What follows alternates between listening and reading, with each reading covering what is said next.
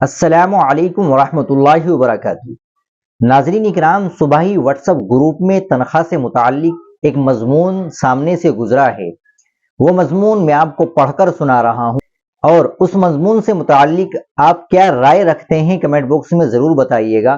اس میں لکھا ہے کہ ایک عالم دین کی تنخواہ 30,000 ہونی چاہیے، یعنی کہ روزانہ کے 1,000 روپے وہ عالم دین اور مفتی جس نے باقاعدہ طور پر 10 سے 15 سال مدرسے میں پڑھا ہے، اس کی تنخواہ 30,000 لازمی ہونی چاہیے، ورنہ ایسا محسوس ہو رہا ہے کہ آنے والے 15-20 سال کے اندر علماء بہت کم ہو جائیں گے۔ کتنے مدرسین کو میں جانتا ہوں جنہوں نے پڑھانا چھوڑ دیا، باصلاحیت عالم دین جنہوں نے درسگاہیں چھوڑ دی، جو 10-20 سال سے پڑھا رہے تھے۔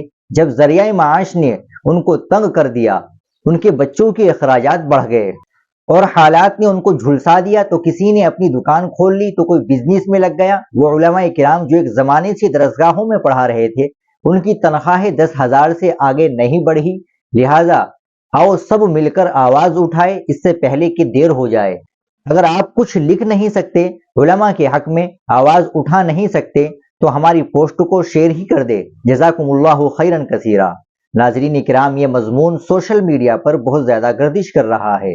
آپ اس مضمون سے متعلق کیا رائے رکھتے ہیں کمنٹ باکس میں ضرور بتائیں۔ ویڈیو کو لائک اور شیئر ضرور کر دیں، چینل کو بھی سبسکرائب کر لیں۔ ملتے ہیں انشاءاللہ اگلی ویڈیو کے ساتھ۔ السلام علیکم ورحمۃ اللہ وبرکاتہ۔